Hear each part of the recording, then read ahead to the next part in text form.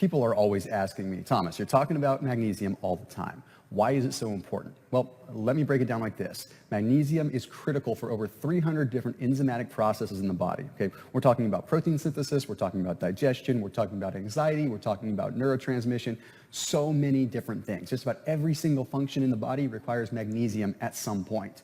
But what I want to talk about in this video are the 3 ways that you can tell if you're magnesium deficient. And I can almost guarantee that by the time we get through the end of this video, you're going to end up possessing at least 2 of the 3 of these qualities, simply because it's that prevalent. But first off, why is magnesium deficiency such a big thing? And really, why are we magnesium deficient? Well, the simple truth is that our soil is depleted in magnesium. It just comes down to that.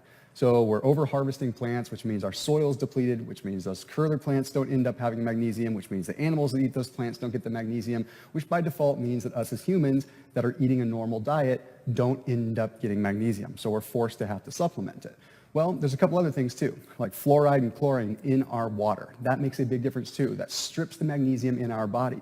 So again, simply put, being deficient in magnesium also can make you deficient in other minerals and cause an excess of minerals that shouldn't be there. You're basically throwing off the entire homeostasis of that ion exchange, causing too much calcium, too little magnesium, potentially not enough sodium, potentially too much sodium.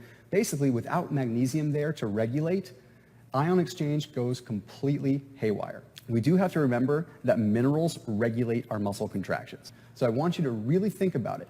Do you have trouble recovering from exercise? Do you get cramps often? Do you feel stiff? Well, magnesium could be playing a huge role in that. Now let's talk about the next one. The next one is sleeplessness. Do you have trouble staying asleep? Okay, studies have shown by and large that many Americans have trouble staying asleep. A lot of Americans can fall asleep, but they have trouble staying asleep.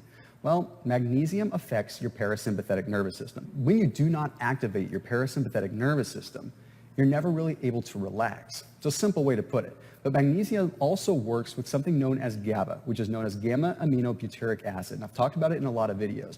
GABA is responsible for helping you relax, okay? It dictates a lot of other neurotransmitters, a lot of other catecholamines, and a lot of other hormones in your body that help you relax. If you don't have GABA, or if you don't have magnesium present, your body has a hard time producing melatonin. Melatonin is what balances your circadian rhythm, what allows you to get tired when it gets dark, or what allows you to wake up when it gets light. If you don't have that melatonin or the absence of melatonin, really it makes it hard to have that balance, it makes it hard to stay asleep. So if you're 2 for 2 right now, you may want to stop this video and just go grab a bottle of magnesium. But let's get on to the third one, and that is anxiety and stress. When it comes down to anxiety and stress, it's safe to say that Americans are already hardwired for it.